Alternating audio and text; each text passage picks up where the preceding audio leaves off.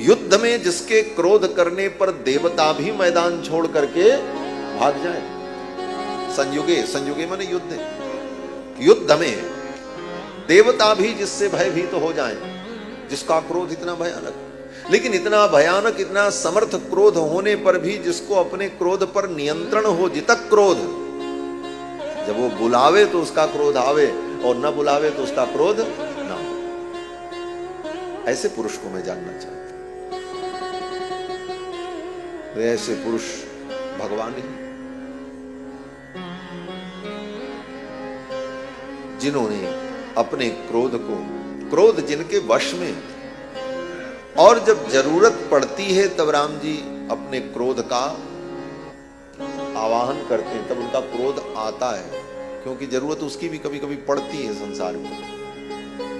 लेकिन वो भगवान को अपने वश में नहीं रखता, भगवान उस क्रोध को अपने वश में रखता।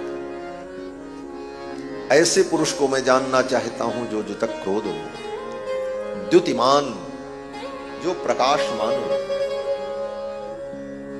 कौन सूयका, अनसूयका, जो अनिंद्य हो, जो किसी की निंदा न करता हो, किंवा जिसकी कोई निंदा न करे, जो निंदनीय नहीं है, जिसके अंदर निंदनीय गुण नहीं है, ऐसे पुरुष को मैं जानना चाहता हूं।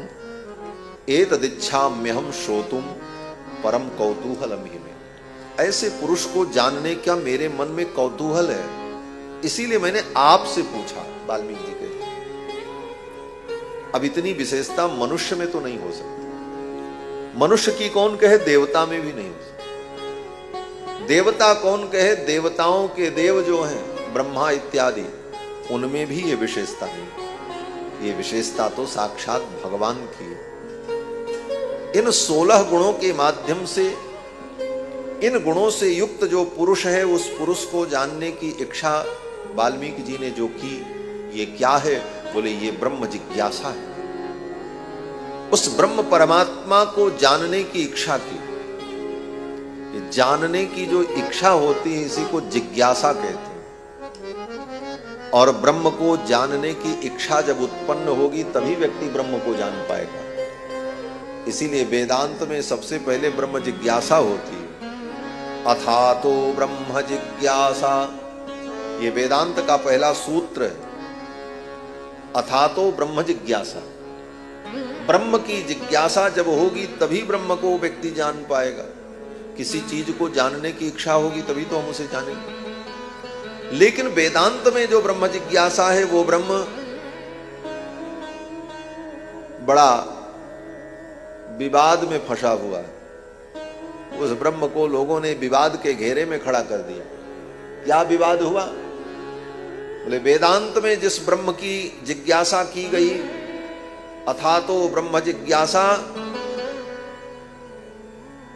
तो ब्रह्म की जिज्ञासा कैसे समन होगी, ये विचार तो बाद में हुआ। लड़ाई यहीं से शुरू हो गई कि वो ब्रह्म क्या है।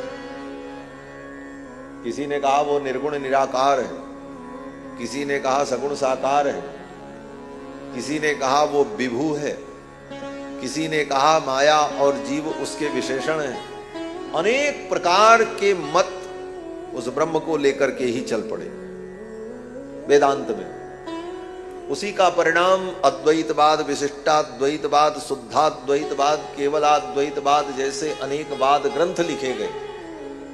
आज भी उन वाद ग्रंथों पर विवाद होता रहता है, वाद विवाद और संवाद भी होता है, चलता रहता। लेकिन वो ब्रह्म तो निर्गुण और सगुण के खींचातानी में पड़ गया। कौन ब्रह्म? बोले वेदांत का ब्रह्म। वेदांत के उस ब्रह्म में निर्गुण और सगुण के दो तार बंधे। सगुण ने कहा इधर खींचो, निर्गुण ने कहा उधर खींचो। दोनों प्रकार के मत को लेकर वो ब्रह्म बेचारा बड़ी दुविधा में फंसा। अंतर ज्वर उत्पन्न हो गया मानो, और उसी को लेकर उपनिषद और गीता में भी अनेक प्रकार के अर्थ और मत लोगों के द्वारा प्रकट किए जाने लगे। इस बात को हमारे पूर्वाचार्यों ने कहा कि यह श्रुति स्मृति सूत्राणाम अंतर्ज्वरमसी समत। ब्रह्म सूत्र स्मृति और उपनिषद में जो अंतर ज्वर उत्पन्न हो गया, ये खींचा तानी तय नहीं हो पा रहा है ब्रह्म कौन। लेकिन यहां पर महर्षि वाल्मीकि ने नारद जी से जो ब्रह्म जिज्ञासा की, ये ब्रह्म निस्संदेह सगुण साकार ब्रह्म की चर्चा है। यहां गुण रहित ब्रह्म के विषय में नारद जी से नहीं पूछा वाल्मीकि जी। वाल्मीकि जी ने यह नहीं पूछा कि हम ऐसे ब्रह्म को जानना चाहते हैं, ऐसे पुरुष को जानना चाहते हैं जो निर्गुण निराकार हो। नहीं, वाल्मीकि जी कहते मैं तो ऐसे पुरुष को, ऐसे तत्व को जानना चाहता हूं जो गुणवान हो, विद्वान हो, आत्मवान हो, जितक क्रोध हो, सुंदर हो, सगुण हो, स्वरूप वाला हो, और उसका स्वरूप इतना सुंदर हो जिसको देखने के बाद गुस्सा भी ठंडा हो जाए, मारने का भी मन न करे, जो उदाहरण अभी देखा। तो ऐसे सगुण साकार कमनीय मनोहर प्रिय दर्शन जो परमात्मा है, ब्रह्म है, मैं उसे जानना चाहता हूं।